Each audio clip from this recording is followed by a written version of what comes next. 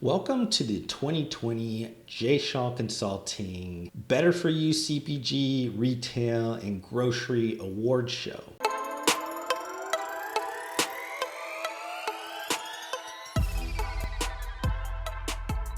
This is the pinnacle of award shows that are light on tradition, peppered with randomness, and extremely heavy-handed on personal bias. If you guys were not able to watch last year's video, I will pop that one up for you guys right here. This will follow a similar format to the 2019 Schall Consulting Better For You CPG, Retail, and Grocery Awards. I kept the same categories as last year. They were kind of randomly selected. Though the winners were selected by myself, a prestigious party of one, they were very well thought out. So expect to get your learning on in this video. And I don't have any official awards, but if any of the winners would like to get an award, I could sign my business card and frame it and send it to your office, so then you guys have something to put in the lobby to impress a lot of the service providers that did not listen to the no solicitation sign that was on your door. But without further ado, let's give out some Schall Consulting Better For You CPG, Retail, and Grocery Awards. Let's start with some mergers and acquisitions. The best acquisition by a strategic for a Better For You CPG brand was PepsiCo's acquisition of Rockstar Energy for $3.85 billion. Now, there's a lot of reasons why PepsiCo made this decision. We can name some of the pretty basic ones. One was familiarity. They've been the distributor for Rockstar Energy for a while. They knew what they were going to be able to get, and their team was very aware of the brand and was able to sell that brand pretty easily. That was an acquisition that was extremely easy to integrate into the PepsiCo system. I also think there was some pretty decent value for current revenue, so not a bad value, but more importantly, PepsiCo really cleared the way in a very important beverage category, the energy drink, energy beverage category. That existing contract with Rockstar Energy did not allow them to create their own energy drinks or work with other energy drinks. So by them buying Rockstar Energy, it cleared the way. So now you're seeing more of an emphasis with their Mountain Dew beverages. You're also seeing the on again, off again contract with Bang Energy. But this is kind of just a start. This provides them a clear line to be able to do whatever they'd like. That provides them much more flexibility than their competitor, Coca-Cola Company. Best acquisition by a private equity company of a Better For You CPG brand. I think this is Sovos Brands' acquisition of Birch Benders. Sovos Brands is actually backed by a private equity firm called Advent International. They own a couple different brands in their portfolio. They're really looking for these best in class, one of a kind type of brands for their portfolio. I think Birch Benders is definitely that. I think they're still at a size that they have a ton of growth, even with the breakfast category, the breakfast eating occasion having so much of a renaissance in 2020 because people were more at home. I still think Birch Benders' size of their company, there's still some growth available. And I like a lot of their differentiated offerings, a lot of things around diet propositions like paleo, keto. They've really been able to stretch their brand into a ton of different categories. Best overall mergers and acquisitions activity in the CPG space. I'm going to give this to Nestle, and specifically probably mostly health sciences section. They had a ton of acquisitions over the year. The first one, I think, being in vital proteins. So they were able to pick up a really high-flying, fast-growing collagen or Nutri cosmetic brand. They also bought IM Health Science, which has a few different brands of nutritional supplements that help with digestive problems. They picked up Freshly. I think that's mostly on the Nestle side, not necessarily, at least initially, on the health sciences section of Nestle. But I believe the fresh prepared meal home delivery services will be integrated. And they also picked up, these aren't necessarily CPG brands, not within the normal consideration of CPG because they're pharmaceutical, not over the counter. They also picked up Zen Pep and then Immune Therapeutics. Now, all of this together, I think, is really just showing Nestle Health Science's hand at personalized nutrition, personalized medicine, and they're really going to focus on certain health conditions or diseases first, probably mostly around like the digestive health. Moving into like the retailer specific awards, the best grocery retailer of the year award is going to be HEB. And this is my current home city grocer, I guess you could say, living in Austin, Texas. This is the grocer that I choose to shop at far and away more than any other grocer. I think that HEB had an extremely strong year. I think it also helped that they're only in the Texas market, or I think Northwest Mexico as well, but they know Texans. If you don't live in Texas, maybe you don't understand that Texans have specific maybe needs. I think the early 2018 acquisition of Favor really kind of showed its value in a year like this. I think they handled COVID-19 in the most masterful way that they could. They were able to really ensure like the health and safety of shoppers.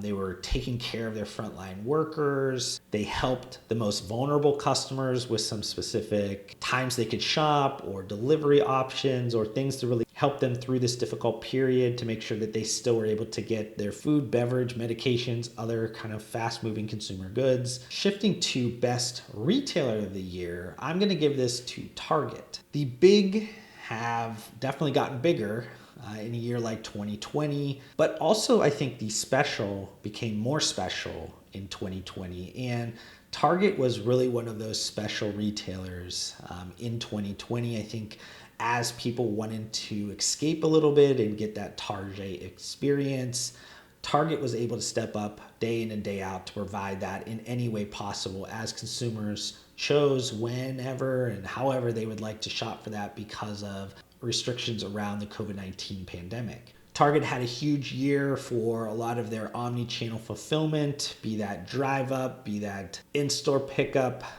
Their acquisition of Shipt really showed its strength in a year like 2020. Also like hyper-local fulfillment by the store fulfillment really helped them to kind of speed that process up also during the holiday season with them having the goods a lot closer to. And the Good & Gather brand continued to outperform. For the best internet retailer of the year award, I'm going to give this to Facebook.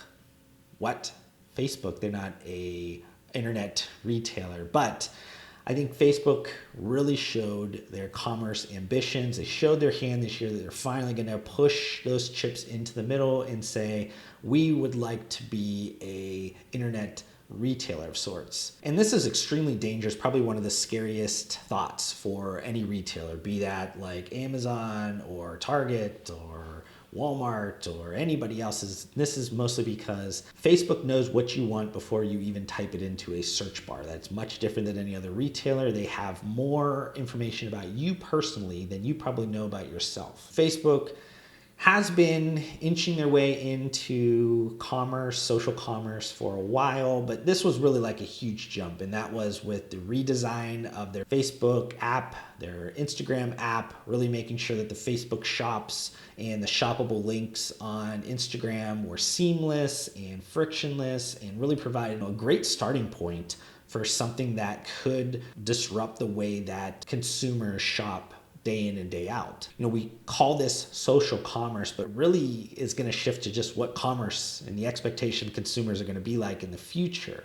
The next award that I want to give out is the best experiential store design. And I'm going to give this to Amazon, and not specifically one Amazon store, but kind of two Amazon stores. They were able to really provide the future of grocery retailing, future of maybe retailing as a whole. They're really kind of showing a more larger footprint to what they had with the Amazon Go experience. So with both of their new grocery stores that they launched this year, the Amazon Fresh stores where they had some dash carts and a bunch of other kind of unique capabilities. Also their Amazon Go grocery, which was really a bigger footprint of the Amazon Go convenience stores. Amazon really pushed the limits in terms of what the shopping experience in the future is going to look like. Everything kind of went in their direction to help with this like contactless and everybody wanting to like limit the touch points as much as possible beautiful. This Amazon shopping experience is really being centered around its ecosystem, and you can see that it's coupled with a ton of future-minded planning that is only going to get better from here. The award that I want to give away for the top retail CEO of the year is going to be Tobias Lütke, the CEO of Shopify. I think I saw data that 92% of Americans shopped online since the start of the pandemic, and Shopify is powering a lot of those websites. I think most of the business segments within Shopify are doubling heading into their 2020 quarter four earnings report that should be out within the next 30 days of filming this video. They were able to create great partnerships throughout the year with Walmart, with Facebook. They're what's really powering some of those Facebook shops, those Instagram shops, and also TikTok, which I think is going to be really important throughout 2021. The moves that Shopify made really got Bezos out of bed and really back into Amazon on their day-to-day business and saying that they are going to come after Shopify specifically. That is extremely impressive, first of all, to get Bezos back to having that fire in his belly. It's also probably pretty scary because I don't think you want to have somebody at that level that's been able to execute at that level to be eyeing you up as somebody that is a strong competitor, but just the richest man, the most powerful man arguably in the world, having you on his radar means you probably did something extremely impressive. Now, shifting this into Better For You CPG Awards, the best Better For You private label brand of the year is going to be Good and Gather from Target. And this is the only repeat winner from the year before. And I could have given this to maybe a couple of other brands that maybe have higher sales, but I just really like what Target's doing with Good and Gather. I believe this brand far and away is what private label is going to look like in the future from brands that are thinking about this in a more thoughtful way. Target announced that it passed $1 billion in sales for the first, I think, 9 or so months. It's also the largest private label brand in terms of total assortment.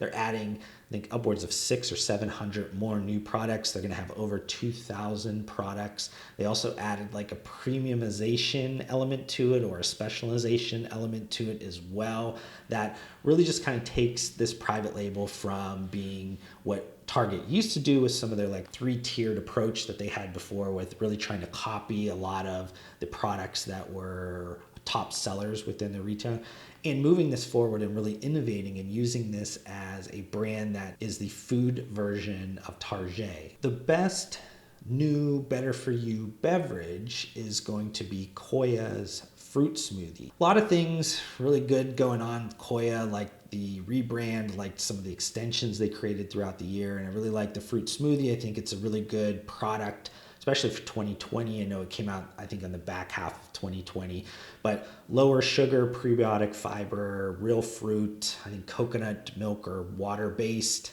and plant-based protein. Now, looking at just the best Better For You beverage of the year, I'm going to give this to Poppi. So Poppi is a brand that maybe you don't recognize, and that's because in late 2018, they were a Shark Tank contestant.